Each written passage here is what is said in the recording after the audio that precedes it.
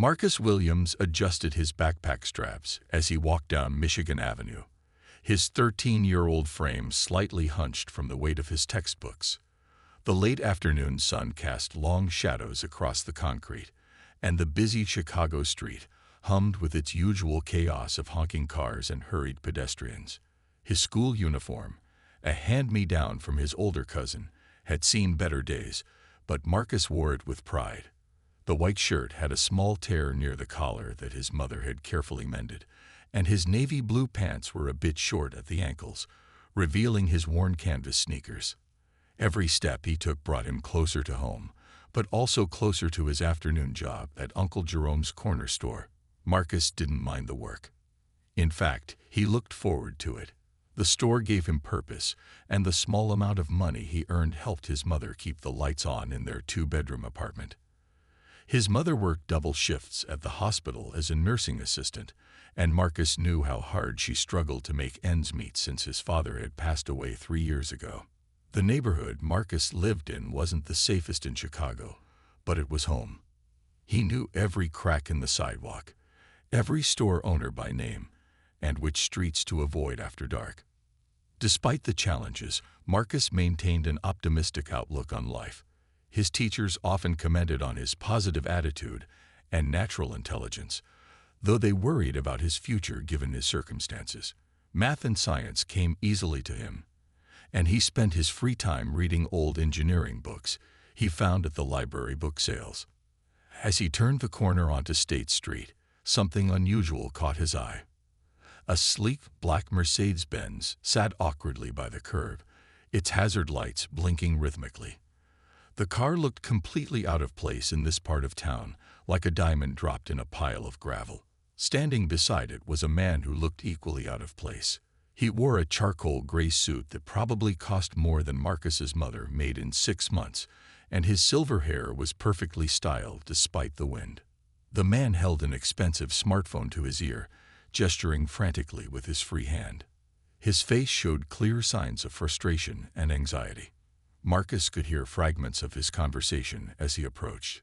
Something about a board meeting, millions of dollars, and how he absolutely couldn't be late.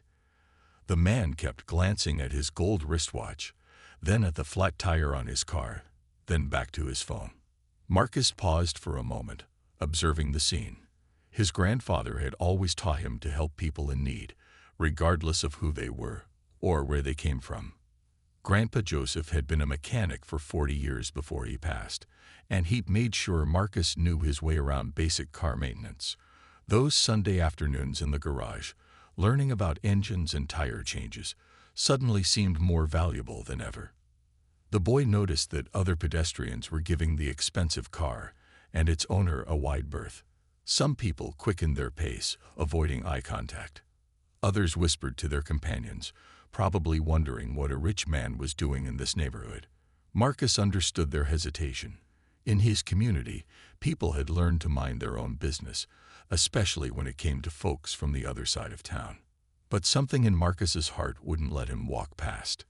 Maybe it was his grandfather's voice echoing in his mind, or maybe it was just his nature, but he found himself moving toward the stranded motorist.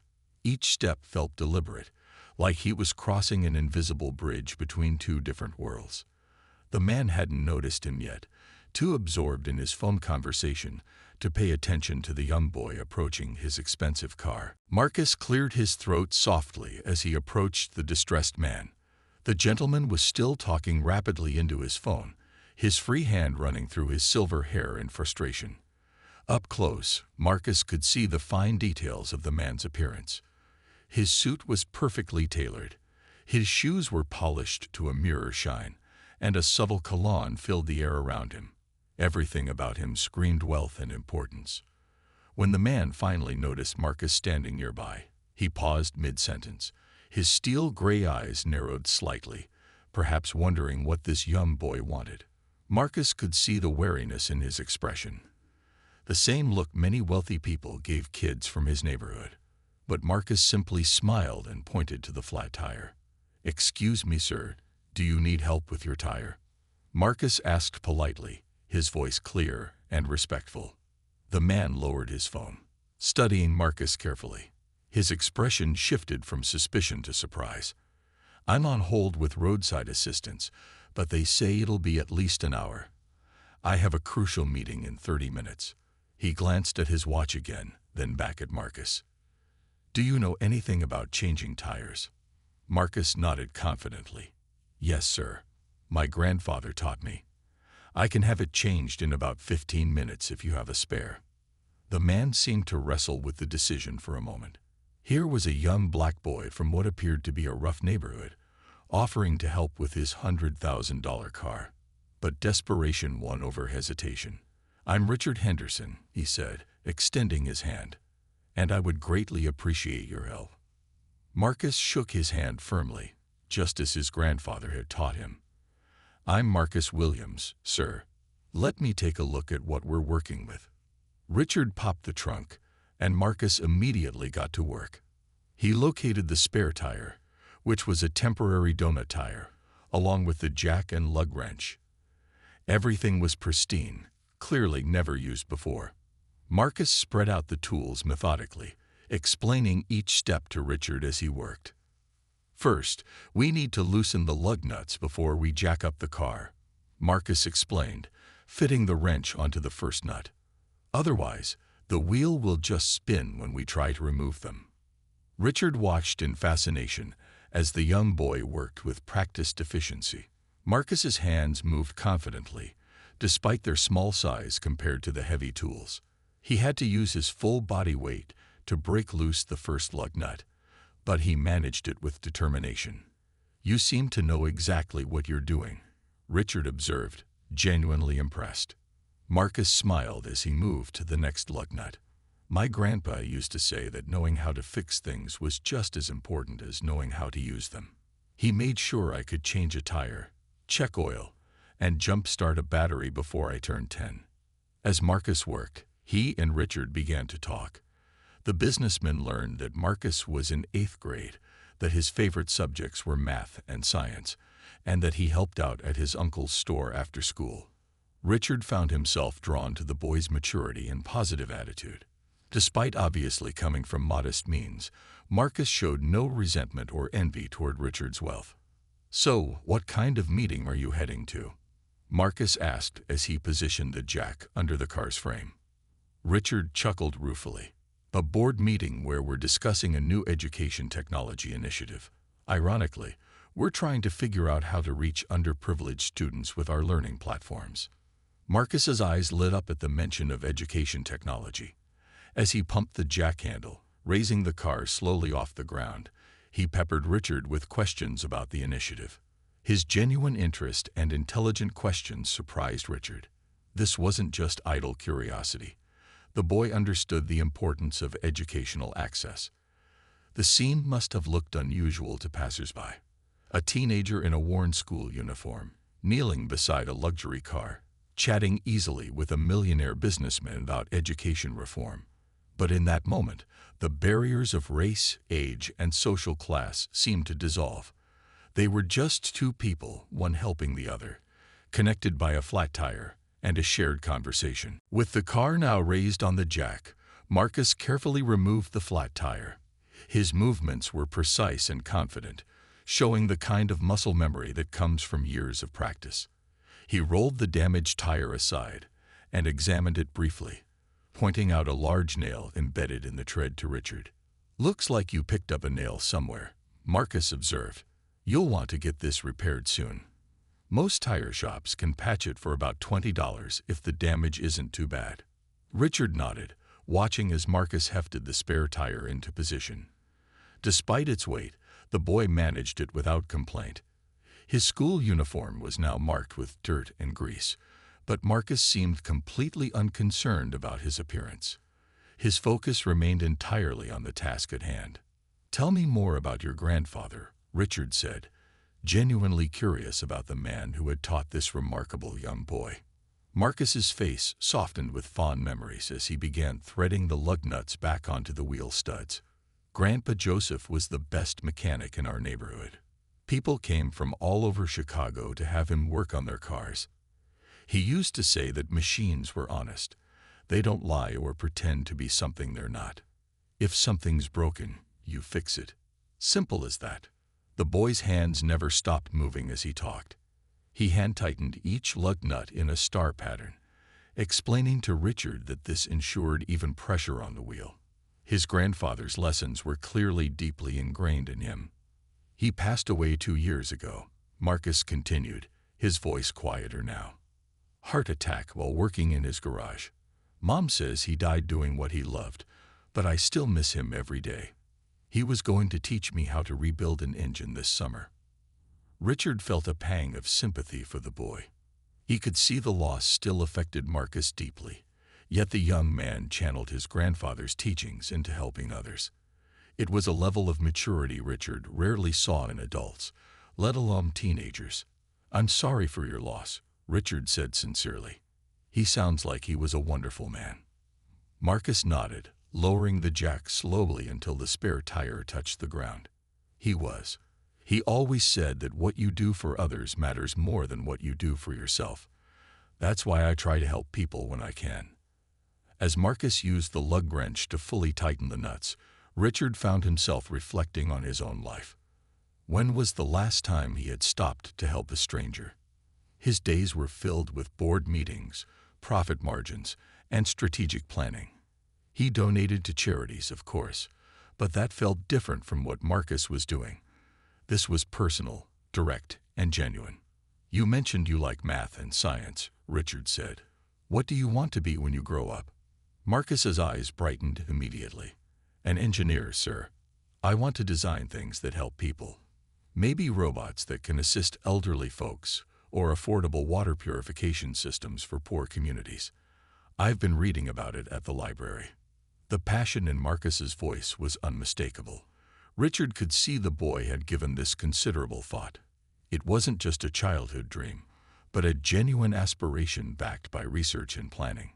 "The library has some old engineering textbooks that people donated," Marcus continued, giving the lug nuts a final check. "They're pretty outdated, but the basic principles don't change. I've been teaching myself calculus from a book I found.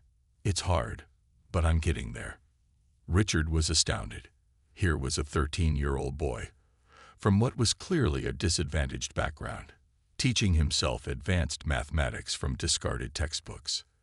The determination and intelligence required for such self-directed learning was remarkable. Marcus stood up, wiping his hands on his already dirty uniform. The tire change was complete, accomplished in less than 15 minutes, just as he had promised. He began gathering the tools, carefully placing each item back in its designated spot in the trunk. Even in this simple action, Richard could see the boy's attention to detail and respect for property.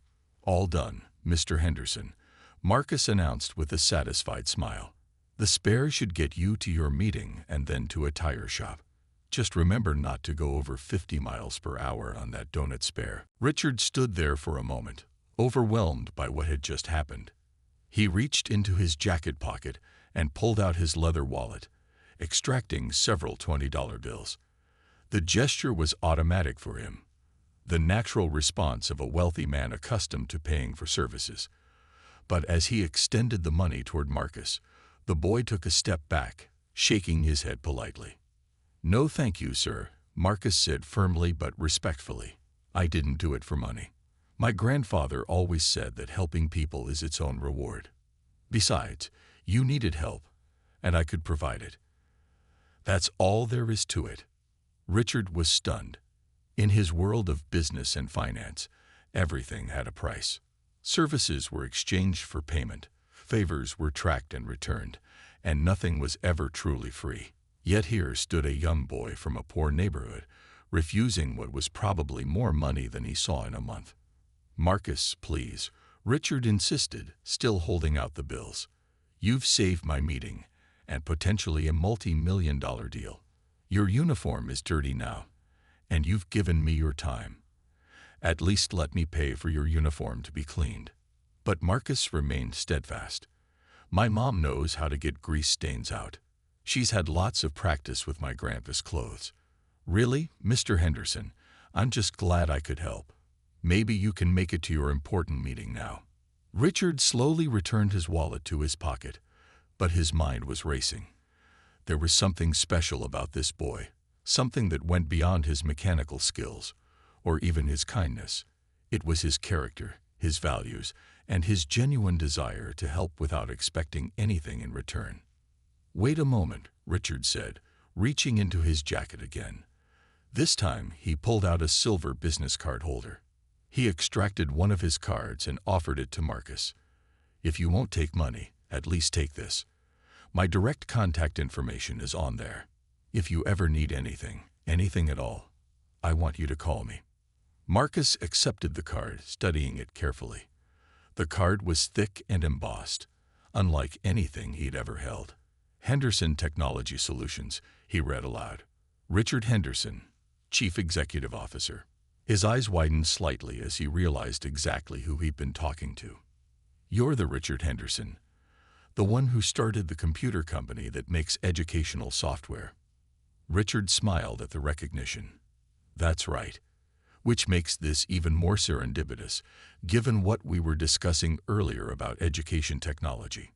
Marcus carefully placed the business card in his backpack, treating it like something precious. "Thank you, sir. Though I don't know why I'd need to call someone as important as you." "You never know," Richard said, checking his watch. He still had 12 minutes to make his meeting, thanks to Marcus's efficiency. Life has a way of creating unexpected connections. Your grandfather sounds like he was a wise man, and he clearly raised a remarkable grandson. As Richard prepared to leave, he felt compelled to say something more. This encounter had affected him in a way he couldn't quite explain. "Marcus, can I ask you something? Why did you stop to help me?" Most people would have just walked by, especially given the obvious differences between us. Marcus considered the question seriously. "When I saw you standing there, looking frustrated and checking your watch, I didn't see a rich businessman. I just saw someone who needed help. My grandpa used to say that we're all just people, and people should help each other when they can. It doesn't matter what car you drive or what neighborhood you're from." Richard felt something shift inside him. In all his years of business, through all his success and wealth accumulation, he'd somehow lost sight of this simple truth. He'd become so focused on profit margins and market share that he'd forgotten the basic human connections that really mattered. "Your grandfather was absolutely right," Richard said softly. "Thank you, Marcus, not just for changing my tire, but for reminding me of something important." Marcus picked up his backpack, slinging it over his shoulder. "You're welcome, Mr. Henderson. I hope your meeting goes well, and don't forget to get that tire fixed soon." As Marcus started to walk away, Richard called out one more time. "Marcus, remember what I said. If you ever need anything, call me. I mean it." Marcus turned back with a smile. "I'll remember, sir. But right now, I need to get to my uncle's store. He's expecting me, and I don't like to be late." 2 weeks passed since the encounter with the flat tire, and life returned to its normal rhythm for Marcus. He attended school, worked at his uncle's store, and helped his mother around the apartment. The business card Richard Henderson had given him sat carefully preserved between the pages of his favorite engineering textbook, almost forgotten but not quite. On a Thursday evening, Marcus was at the kitchen table doing homework while his mother, Patricia, prepared dinner. The small apartment smelled of seasoned chicken and rice, a simple but comforting meal. Patricia hummed softly as she cooked, still wearing her hospital scrubs from her shift. Despite working 12 hours, she always made time to cook for her son. The old landline phone rang, interrupting the peaceful domestic scene. Patricia wiped her hands on a dish towel and answered it, expecting it might be Uncle Jerome asking Marcus to work an extra shift. But her expression quickly changed from casual to confused, then to surprise. "Yes, this is Patricia Williams," she said cautiously. "Marcus is my son. Who is this, please?" Marcus looked up from his math homework, curious about the unusual tone in his mother's voice. He watched as her eyes widened, and she gripped the phone tighter. "Mr. Henderson wants to meet with us," she repeated, glancing at Marcus with bewilderment. "Both of us. about Marcus's future. The conversation continued for several minutes, with Patricia mostly listening and occasionally asking clarifying questions. When she finally hung up, she stood there for a moment, looking dazed. Then she walked over to the table and sat down across from her son. "Marcus, who is Richard Henderson, and why does he want to meet with us?" she asked, her voice a mixture of concern and curiosity. Marcus felt his heart skip a beat. He had told his mother about helping someone with a flat tire, but he hadn't mentioned the man's importance or the business card. "He's the CEO of Henderson Technology Solutions, Mom. I helped him change a tire 2 weeks ago. He gave me his card and said to call if I ever needed anything, but I didn't call him." Patricia's expression grew more serious. "Well, he's calling us. He wants to meet for dinner tomorrow night at Milano's restaurant downtown. He said he has a proposal regarding your education." "Marcus, what exactly happened with this man?" Marcus explained the entire encounter in detail, from spotting the stranded Mercedes to refusing payment and accepting the business card. His mother listened intently, her expression shifting from worry to pride, as she heard how her son had helped a stranger without expecting anything in return. "You did the right thing, baby," she said, reaching across to squeeze his hand. "Your grandfather would be proud. But why would this man want to meet with us now?" "I don't know, Mom. We talked while I changed his tire.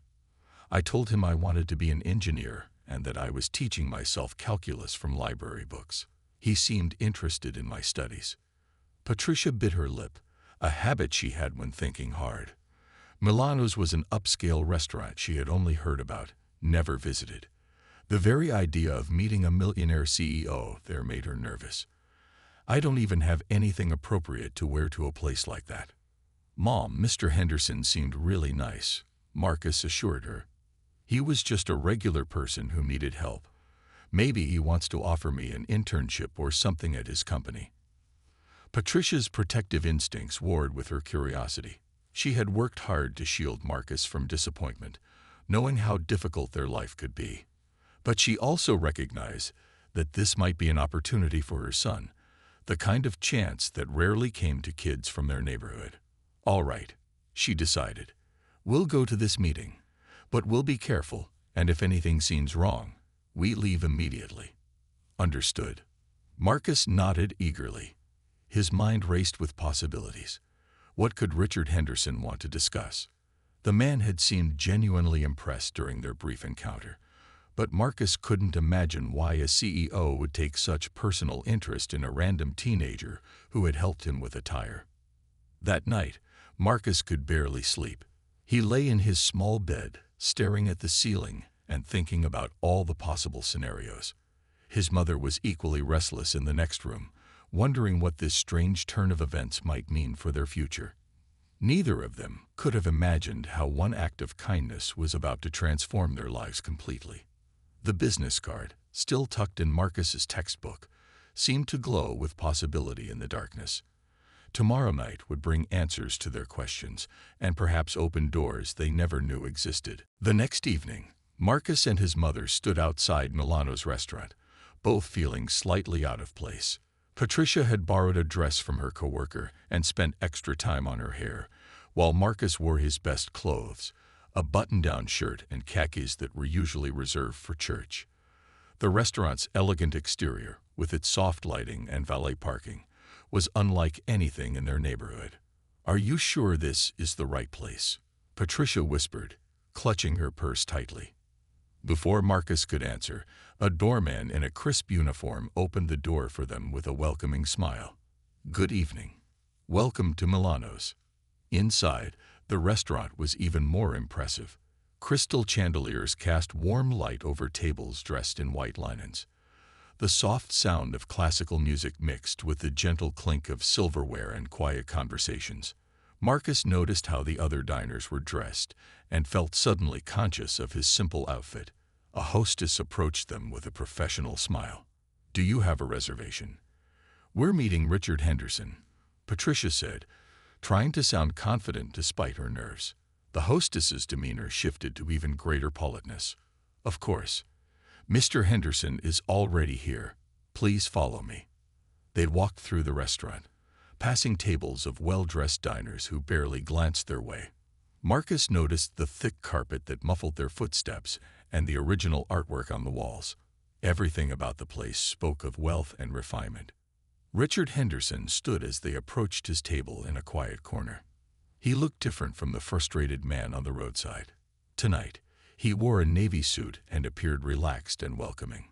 His smile was genuine as he extended his hand to Patricia. "Mrs. Williams, thank you so much for coming. And Marcus, it's wonderful to see you again."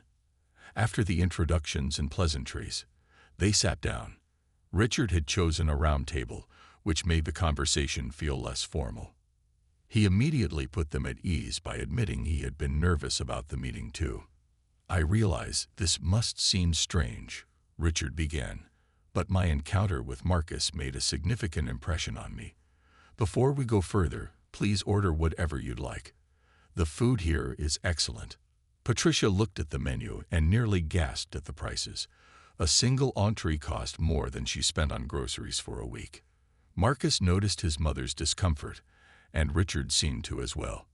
"Please, order whatever appeals to you," Richard insisted gently. "This is my treat, and I want you to enjoy the meal." After they had ordered, Richard leaned forward, his expression becoming more serious. "Mrs. Williams, your son did something remarkable 2 weeks ago. Not just changing my tire, but the way he did it. His knowledge, his attitude, his refusal to accept payment. It reminded me of values that have become too rare in today's world." Patricia glanced at Marcus with pride. His grandfather raised him right before he passed. "Marcus has always been a helpful boy." "I can see that," Richard agreed. During our brief conversation, Marcus mentioned his interest in engineering and his self-directed studies. "That's quite impressive for someone his age." Marcus felt his cheeks warm slightly. "I just like learning how things work, sir." Richard smiled. "That curiosity is exactly what makes great engineers." "Mrs. Williams, I've done some research since meeting Marcus. I know you work hard to support your family, and I understand the challenges you face. What I'm about to propose might sound too good to be true, but I assure you, it's a genuine offer." Patricia straightened in her chair, her protective instincts on alert. "What kind of offer, Mr. Henderson?" Richard took a breath before continuing. "I want to pay for Marcus's education. All of it. Private high school, college, even graduate school if he chooses. I'll cover tuition, books, supplies, everything he needs to pursue his dream of becoming an engineer." The silence that followed was profound. Patricia's fork stopped halfway to her mouth. Marcus sat frozen, unable to process what he had just heard. The sounds of the restaurant seemed to fade away as the magnitude of the offer sank in. I don't understand," Patricia finally managed. "Why would you do this for us? You don't even know us." Richard's expression was sincere as he responded. "Because your son reminded me of why I started my company in the first place. To make a difference. He showed me that character matters more than circumstances. This is my way of investing in the future, in someone who I believe will use their education to help others." Marcus found his voice. "Mr. Henderson, I don't know what to say." "You don't have to say anything right now," Richard assured them. "Take time to think about it. Discuss it together. But know that this offer comes with no strings attached except one. Marcus must maintain good grades and continue to be the kind, helpful person he is now." Patricia's hands trembled slightly as she set down her fork. The magnitude of what Richard Henderson was offering seemed impossible to comprehend.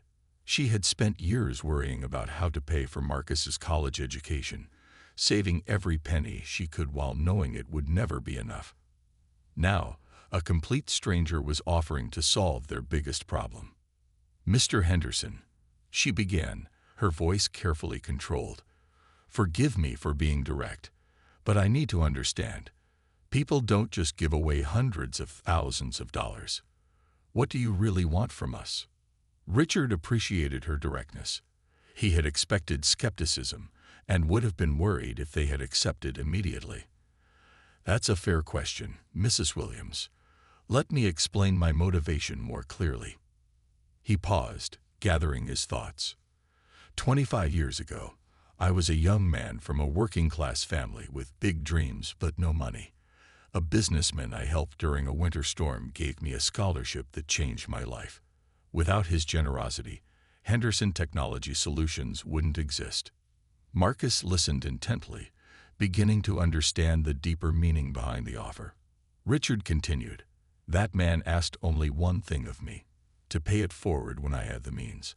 I've donated to charities and funded programs, but meeting Marcus reminded me that individual actions can have the most profound impact." Patricia's defensive posture began to relax slightly. "So you're doing this because someone once helped you?" "Partly," Richard admitted, "but also because I see tremendous potential in your son. His intelligence, work ethic, and character are exactly what our society needs more of. Investing in Marcus's education isn't charity. It's an investment in the future." The waiter arrived with their meals, providing a natural pause in the conversation. The food looked incredible, artfully arranged on fine china, but none of them seemed particularly interested in eating at that moment. Marcus finally spoke up. "Mr. Henderson, if I accepted this, what would it mean exactly? Would I have to go to a specific school?" Richard smiled at the practical question. "I've researched several excellent private schools in Chicago. Lincoln Preparatory Academy has an outstanding engineering program and a strong track record of college placement. But the choice would be yours and your mother's." Lincoln Prep. Marcus's eyes widened. He had heard of the school, knew it was where wealthy families sent their children. The idea of attending such a place seemed like a fantasy. Patricia voiced another concern. These private schools, Marcus wouldn't fit in. The other students come from different backgrounds. They have things we can't provide. "I understand your concern," Richard said gently. "But Lincoln Prep values diversity and character. They have programs to help students from various backgrounds succeed. And the opportunities there. Advanced classes, laboratory facilities, college preparation, would give Marcus the foundation he needs." He turned to Marcus. "It won't be easy. The academic standards are high, and yes, you'll be different from many of your classmates. But I believe you have the strength and character to thrive there." Marcus felt a mixture of excitement and fear. The possibility of attending a top school, of having access to real engineering labs and advanced courses, was thrilling. But leaving his neighborhood school, his friends, his familiar world, that was daunting. "What about my job at Uncle Jerome's store?" Marcus asked. "He depends on me." Patricia touched her son's hand. "Baby, your uncle would want what's best for you." "We all would." Richard added, "The education I'm offering would position you to help your family and community in ways you can't imagine now. Engineers design solutions to problems. Think of all the problems in your neighborhood you could help solve with the right education." The conversation continued as they picked at their meals. Richard explained more details. He would establish an education trust fund, paid directly to the schools. There would be additional support for uniforms, supplies, and a computer for homework. He even mentioned funding for SAT preparation and college application fees when the time came. "I don't want you to decide tonight," Richard said as the waiter cleared their plates. "This is a big decision that will affect your entire future. Take a week to think about it. Research the schools, discuss it as a family." Patricia had one more question. What if Marcus accepts and then struggles? What if he can't keep up with the other students? Richard's response was immediate and reassuring. "Then we'll get him tutoring, extra support, whatever he needs. I'm not just offering to pay for school. I'm offering to be a mentor to help him succeed. My commitment is to Marcus's success, not just to writing checks." As they prepared to leave, Richard handed Patricia a folder. "This contains information about Lincoln Prep and the other schools I've researched, along with my detailed proposal. My assistant's contact information is there too if you have questions." Standing outside the restaurant, the cool Chicago evening air felt refreshing after the intensity of their discussion. Richard shook both their hands warmly. "Thank you for coming tonight. Whatever you decide, Marcus, never lose that helpful spirit. It's rarer and more valuable than you know. The following week passed in a blur of conversations and difficult decisions. Marcus and his mother spent hours discussing Richard Henderson's offer, weighing the opportunities against their fears and uncertainties. Patricia called in sick one day to visit Lincoln Preparatory Academy, walking through its impressive halls and modern facilities with a mixture of awe and anxiety. Uncle Jerome was the first family member they told. The older man listened quietly as Marcus explained the situation, his weathered face revealing little emotion. When Marcus finished, Jerome leaned back in his chair behind the store counter. "Boy, do you know what this means?" Jerome asked seriously. "This isn't just about fancy schools and free books. This man is offering you a different life entirely." Marcus nodded, understanding the weight of his uncle's words. "I know, Uncle Jerome, but I'm scared too. What if I'm not smart enough? What if the other kids don't accept me?" Jerome stood up and placed his large hands on Marcus's shoulders.